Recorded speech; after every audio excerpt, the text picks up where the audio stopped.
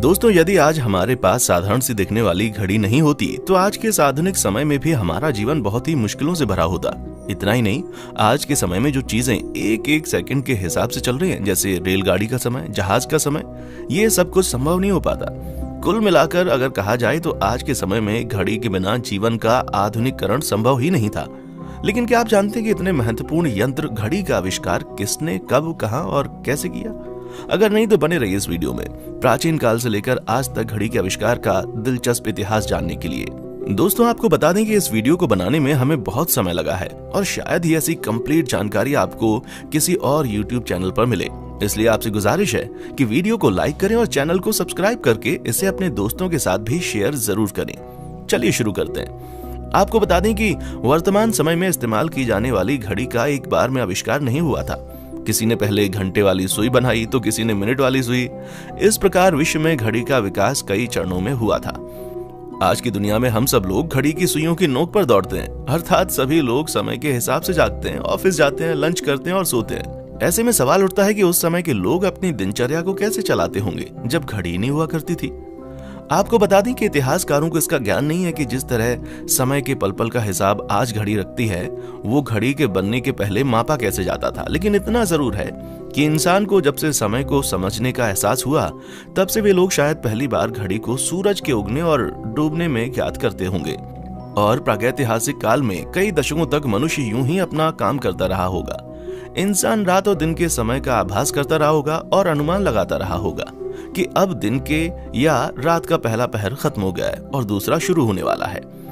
फिर जैसे जैसे इंसानों में बुद्धि का विकास हुआ, समय को मापने की उसकी जिज्ञासा और बढ़ती चली गई, जिसके चलते लोग सूरज की दिशा को देखकर ही समय का अनुमान लगाना शुरू कर देते थे। ऐसी विधि का प्रचलन प्राचीन काल से होता आ रहा है, जिसमें आकाश में सूर्य के घूमने के कारण किसी पत्थर या लोहे के स्थिर टुकड़े की परछाई की गति में होने वाले बदलाव के द्वारा समय का अनुमान निकाला जाता था। सूर्य घड़ी देखकर समय का लगभग अनुमान लग जाता था, लेकिन ये घड़ी उस समय काम नहीं कर पाती थी जब बादल होते थे। इसका इस्तेमाल प्राचीन मिस्र की सभ्यता में किया जाता था। ये भी कहा जाता है कि सूर्य घड़ी वैज्ञानिक रूप से समय की गणना करने वाला पहला आविष्कार था। हालांकि इसमें कुछ कमियां थीं, जिसके लिए फिर दूसरा साधन ढूंढने की जरूरत महसूस हुई।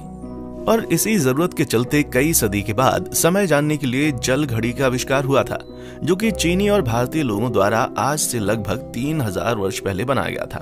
भारत में बनी घड़ी को घटिका यंत्र कहा जाता था। हालांकि समय के साथ ये विधि मिस्रियों, यूनानियों एवं रोमनों को भी मालूम हो गई।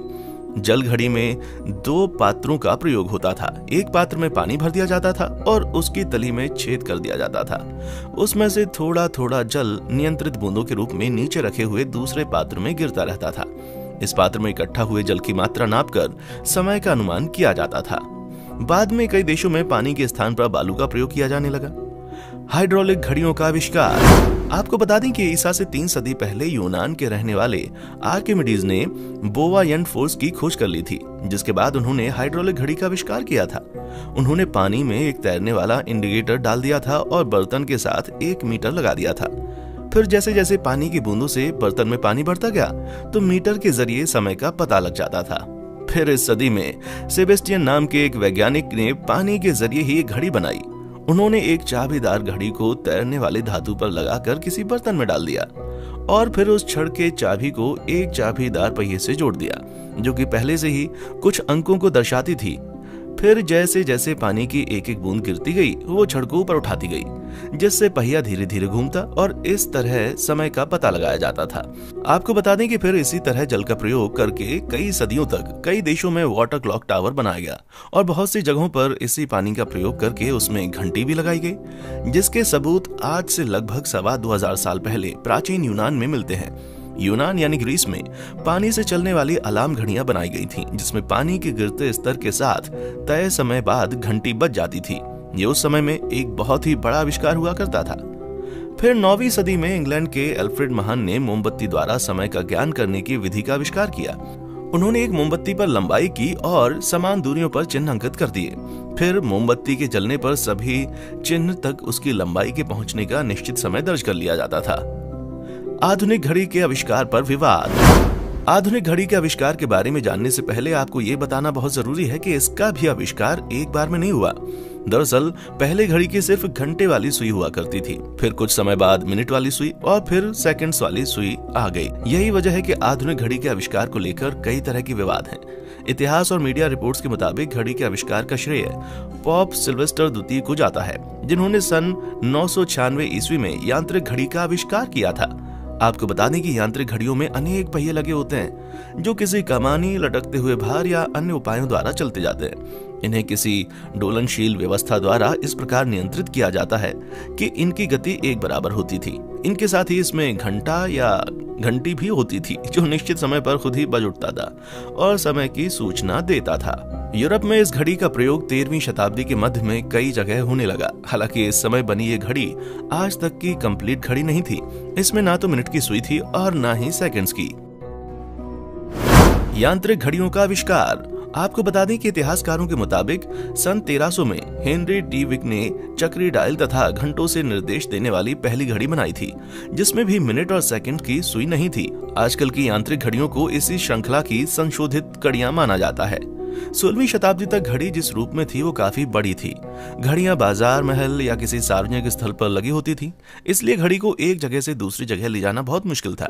इतिहासकारों के मुताबिक सन 1577 में घड़ी के मिनट वाली सुई का आविष्कार स्विट्जरलैंड के जॉस बर्गी द्वारा उनके एक खगोल शास्त्री मित्र के लिए किया गया था, जिसका प्रयोग घड़ियों में किया जाने लगा। उस समय घड़ी के अंदर कलपुर्जे जैसे गियर कटिंग इंजन और स्टील निर्माण भी उतना अच्छा नहीं था जैसा आज है, और साथ ही साथ वे बहुत ही वजनी हुआ करते थे। इसीलिए समय समय पर घड़ी को छोटा और हल्का करने के लिए कई प्रयास होते रहे। आपको बता दें कि कई लोगों का मानना है कि सबसे पहले जर्मनी के न्यूरमबर्ग शहर में पीटर हेनलिन ने एक ऐसी घड़ी बना ली थी जिसे एक जगह से दूसरी जगह ले जाया जा सके। जर्मन इतिहासकारों के मुताबिक उन्हें छोटे पोर्टेबल सजावटी पीतल घड़ियों के निर्माता के रूप में जाना जाता है। वे बहुत ही दुर्लभ और महंगी घड़ी बनाया करते थे जो समय के बड़े लोगों के बीच फैशनेबल थे, और आपको बता दें कि कई देशों में इन्हें ही आधिकारिक तौर पर घड़ी का आविष्कारक माना जाता है। आपको बता दें कि स्पाइरल फीट मैन स्प्रिंग का प्रयोग इसी दौर में शुरू हुआ था। ये घड़ी के इतिहास का महत्वपूर्ण आविष्कार था, क्योंकि अब घड़ी निर्माता को समय की गति सही रखने के लिए भारी वजनों की जरूरत नहीं थी। लेकिन 1675 में संतुलित स्पाइरल स्प्रिंग के प्रयोग से घड़ी के समय मापने की क्षमता में काफी बदलाव आया।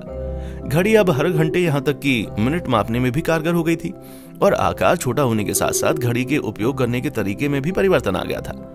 अब घड़ी फैशन एक्सेसरीज के रूप में इस्तेमाल होने लगी थी। इसका चलन तब शुरू हुआ जब इंग्लैंड के राजा चार्ल्स द्वितीय ने सोने की चेन के साथ जोड़कर कोट की जेब में इसको रखा। वर्तमान में हम हाथ में जो घड़ी पहनते हैं वैसी पहली घड़ी फ्रांसीसी गणितज्ञ और दार्शनिक ब्लेज पास्कल ने बनाई थी। ये वही ब्लेज पास्कल हैं जिन्हें कैलकुलेटर का आविष्कारक भी माना जाता है। लगभग 1650 के आसपास लोग जेब में घड़ी रखकर घूमते थे। ब्लेज पास्कल ने एक रस्सी से इस घड़ी को हथेली में बांध लिया ताकि वो काम करते समय घड़ी देख सकें। आपको बता दें कि समय के साथ कई तरह की घड़ियां बनने लगी, जिसके चलते बहुत से व्यापारी घड़ी की अलग अलग तरह की डिजाइन बनाकर व्यापार में आने लगे। आपको बता दें कि पुराने जमाने में घड़ियां बहुत ही महंगी हुआ करती थी। इसे हर कोई नहीं खरीद सकता था, इसलिए 18वीं सदी में कई राजाओं द्वारा अपने क्षेत्रों में समय देखने के लिए बड़े बड़े क्लॉक टावर बनवाए गए, जिसमें बड़ी बड़ी घड़ियां लगी होती थी, और ये टावर किसी ऐसी जगह पर होते थे जहां से लोगों को समय देखने में आसानी हो। उदाहरण के तौर पर आप लखनऊ और देहरादून के घंटा घर को देख सकते हैं। भारत में समय देखने के लिए पहले से ही कई प्रयास किए गए थे, जिसके चलते 5 जगहों पर जंतर मंतर का निर्माण भी किया गया था, ताकि इनकी मदद से सूरज की दिशा और उससे बनी परछाई के आधार पर समय का पता लगाया जा सके।